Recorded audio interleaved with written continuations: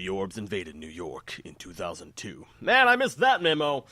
Hello, ladies and gentlemen. Welcome to my corner of the internet. My name is Jason, and today I figured we would go back in time a little bit and play a game from a series. Well, it's only 2 games, but I guess that qualifies as a series of games that I played when I was younger. And as we can see here, that the game was put out by Sierra Online back in 1988. And it is titled, as you can see up there, if you can make it out through the very primitive graphics, Manhunter, New York. Now, Manhunter, New York, it's kind of a weird beast. It was sort of built on Sierra's adventure game engine-ish, but it played very differently. And also even the subject, the content of the game, is very, very different than, we'll say, like other games like King's Quest, Police Quest, and so on. I'm going to explain all that because I feel like this is a pretty obscure title. I think all but, we'll say, maybe the most, we'll say, hardcore Sierra or old school adventure game fans might even know about this game. Or maybe it's more well known than I'm aware of. But to me, I never really heard of anyone else who really knew what the game was. And basically, it's a very dystopian, post-apocalyptic type game where, basically these orbs. I'm actually going to start the game 2 years later. Yeah, 2 years later, after we saw the spaceships come into New York and blow everything up, we start day 1, the Upper East Side, and I'll explain what's going on as we start the game off. So right now, I believe there's an elevator going up. And that's what it's trying to show us. And now the sound, I'm keeping it deliberately very low because I know that it's very, very primitive sound and it's going to get annoying. So basically, this orb comes in and says, "Attention, Manhunter. There was an explosion at Bellevue Hospital. Investigate." And from that, he takes off. That's what you start the game off with. Most of the background story and everything was actually in the manual to the game. Now, this game here, when I was younger, I actually had the second game, Manhunter San Francisco. And I never really got a chance to really play this one back, around that same time. So I've never actually beat this one. I beat the second one, but I haven't beat this one. So I figured, you know what? We'll go with, we'll say, a bit of a semi-blind, we'll say, playthrough of a game here. So basically, what's happening is you are a manhunter. You've been chosen by the orbs to basically be their hunters to track down people. And that noise is getting really annoying, so I'm just going to start playing the game, and I'll explain the reason why I'm doing these things as we start playing. So press enter. All right, the tracker has locked on the target. Location, Bellevue Hospital. All right, so I'll give you a little bit of background so you can understand this. Now that I've got that sound that's no longer blaring in my ear. When the orbs came and they basically took over the Earth, they basically made it so that people were not allowed to talk to each other, and they also didn't want to see their disgusting figures. So the orbs demanded that they all wear these brown robes. So everyone's going to be wearing brown robes, and nobody will talk, because to do so means certain death. Now, also, every person was implanted with a tracking disc in the back of their neck. Now, the thing is, with these tracking discs, is they were originally supposed to be able to hold the person's information, their name, their date, their address, so that, it's basically everyone's chipped. If they go ahead and they get a little out of hand, the orbs know exactly who did it, and they come down on them. However, the tracking discs did not work as intended. And while they can track the people moving, they do not have their identities. So they've had to basically get other humans and employ them as, we'll say, manhunters. So basically, you get a case, and it's your job to go and identify and track down, we'll say, these criminals, these people that are committing these crimes against the Orb Alliance, and get their identities for them. So that's basically your role in this game. So you could say, it's seen as sort of you're kind of a bad guy, if you will, but I see it's kind of more of a gray area. You have to do what they say or else you're going to die. It's kind of, there's different examples of this kind of thing. So basically you're forced into employment as a manhunter. and basically all your public services are shut down, and many stores and shops are shut down. So the people are allowed to live, but people are going missing, and it's a really, really dark place. So let's go check what this target did. So basically, we have a sort of a floor plan of Bellevue Hospital, and we have our little the little blinking blue red light is our icon. Icon. It's basically our icon. It's what we can use to select things. So as we can see, this guy here is the guy we're tracking. This represents a person. He looks like he ran over here, he planted an explosive, and then he ran around the corner so that he wouldn't be caught in the explosion. He ran over here, and then he ran away. Now the tracker's following him. He's going this way here. So basically we have to follow him through New York to figure out where he's going. And he goes to a place called the Trinity Church. So he walks into the Trinity Church, and then he seems to walk over to this place here. I don't know, maybe he decided to stop to pray or something, and then he walks on out. So it's kind of a very investigative game. You kind of get an idea of where they were, and then you have to sort of use these clues and stuff that you find at the scene to track down and find out who this person is.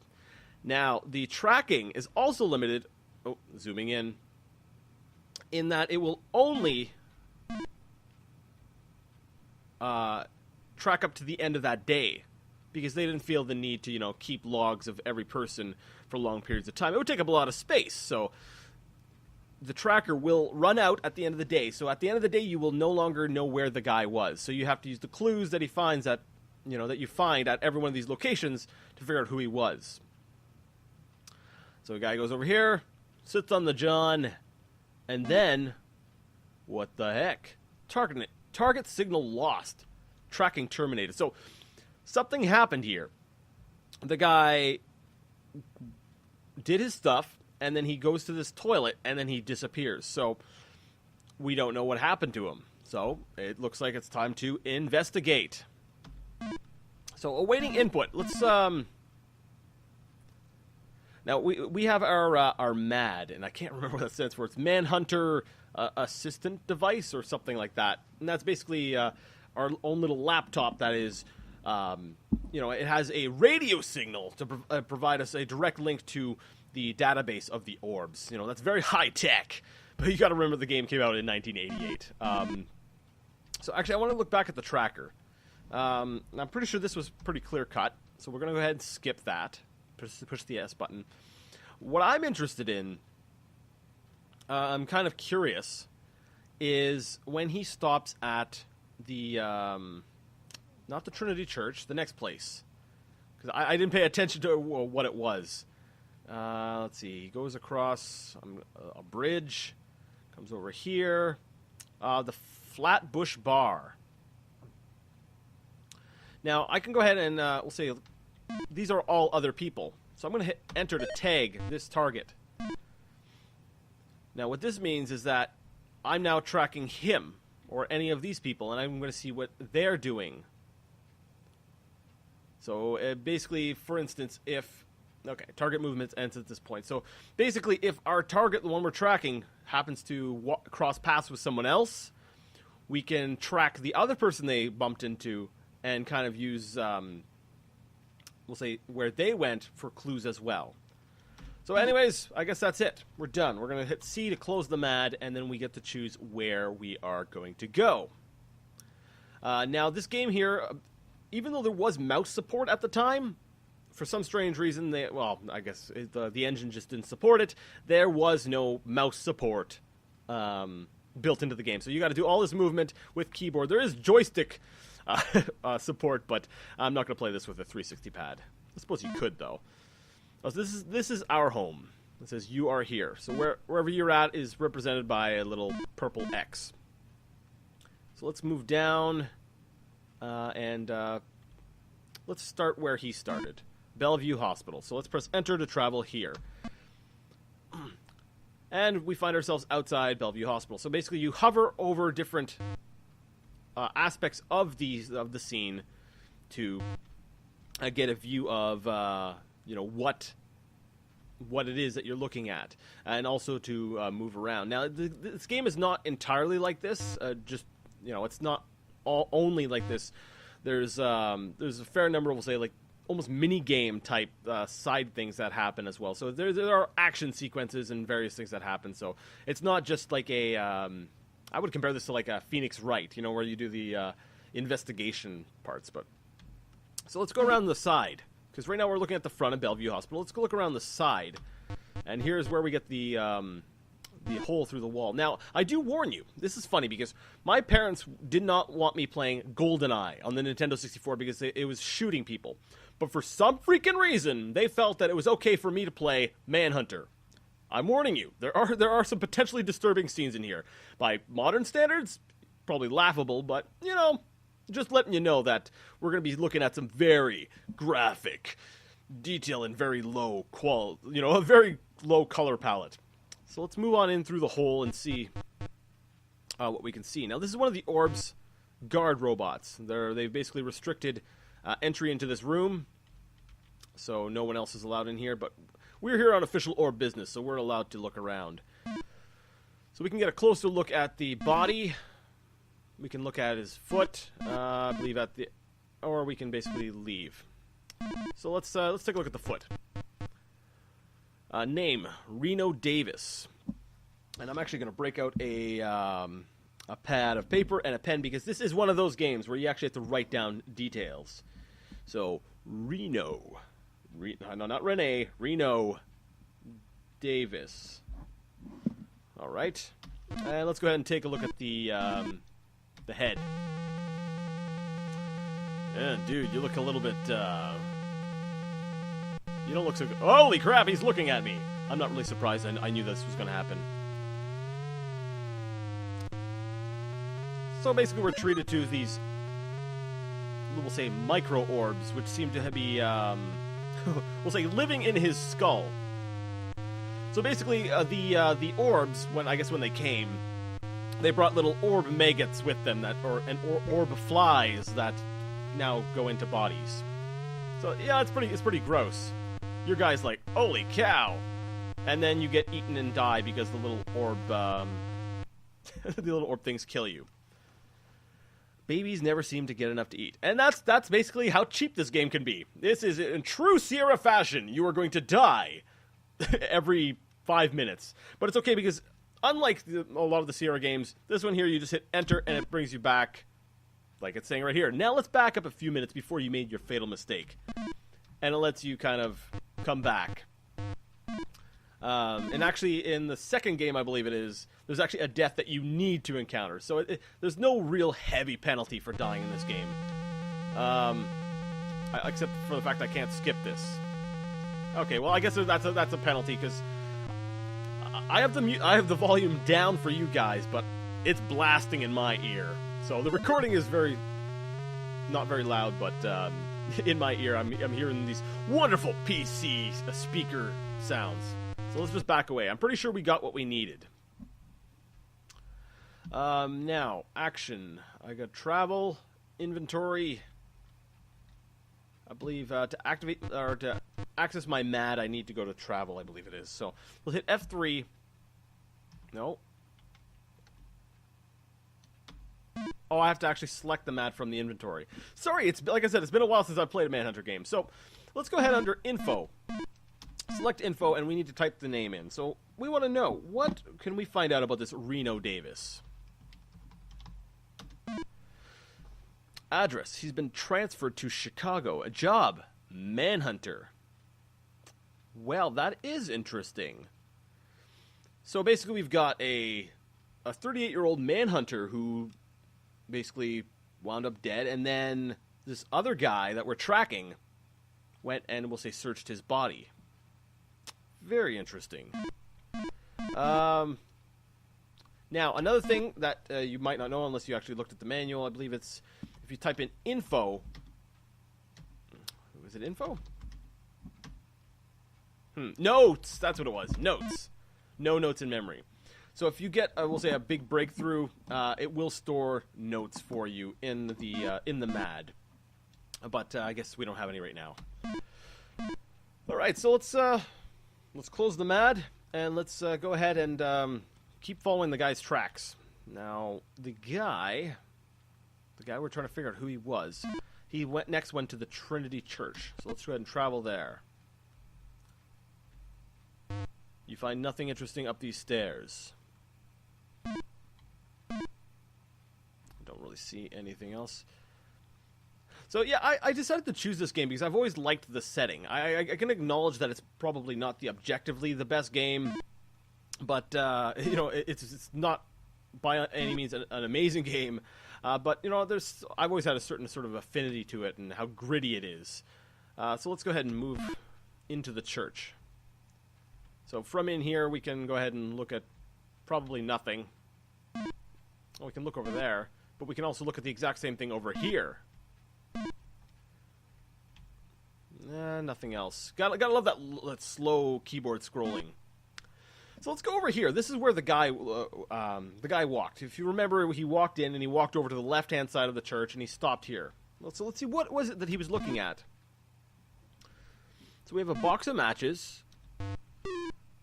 and we have a number of candles.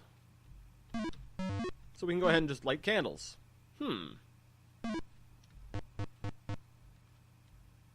Very interesting. Is there actually a way to put them out now? Oh, there we go. They're out. Alright, so I'm not sure. Take note of that, though. Because if you've played like a game like Myst, for instance, you know that this here is a puzzle. This has to be a puzzle. We have to light the proper candles for something to happen. The things we don't know what candles that need to be lit. So, you know what? Let's go ahead and keep looking. Let's follow him over here, and then he made a stop at the Flatbush Bar in Brooklyn. Okay, nice looking place. Stinking garbage, and there's not too much else here, so let's just go ahead and walk on in. So we got a bunch of people all sitting together, and one guy staring at us, you know, with his creepy red eyes. Like I said, I love the setting in this game. It's so dark. It's neat. So it looks like the only thing we can really interact with right now is the video game. So let's play the video game. Balls, walls, balls, and dolls. So I was reading the screen, but then I get grabbed by a bunch of people who decide to spin me over their head and then throw me on the floor. And I'm like, okay. And then the other guy decides he's going to basically do throwing knives with my hand. Shoots them between my fingers. And now I have to do the same to him. Yep, that's this game. This is Manhunter. So let's go ahead and see if I can do it without hurting him. This is what I meant by these mini games. Oh, I think I probably got him. So I cut his finger and he's not happy, so he takes me and then he... I can't remember how you die here. He's got me by the face and then he basically squeezes my head until my purple blood goes flying all over and I die. You will never succeed if you keep losing your head like that. Oh, you're so witty, guys. So that's basically... We'll see, that'll be the first installment. I'm not going to go too far in this. I wanted to do something, like I said, I wanted to touch on something I played in the past, but maybe never finished it before. So that's why I decided I'd go with Manhunter. I could go ahead and share that game. Because, oh, why not? Alright, so I'm going to go ahead and save the game here. We'll save it as, oh, I don't know. We'll save it as LP. I don't need multiple saves because the game, like I said, it's very forgiving. You die a lot, but it doesn't really penalize you all that much. So, let me know what you thought. Let me know what you thought. I know it's probably not people's first pick of what they would have wanted to see, but it's a game that you know, right now I just really feel like playing, and I'm sort of into it. And like I said, I've never beat the first one, so I figured, hey, let's go ahead and share this with other people because you know, I liked it. I like this game, so. You know, I'll be doing plenty of other games. There's so many games out there, I can't get to them all. But this is just one I'm feeling pretty passionate about right now. So I'd like to thank you so much for joining me in New York and this very dystopian, dark future. And until next time, game on.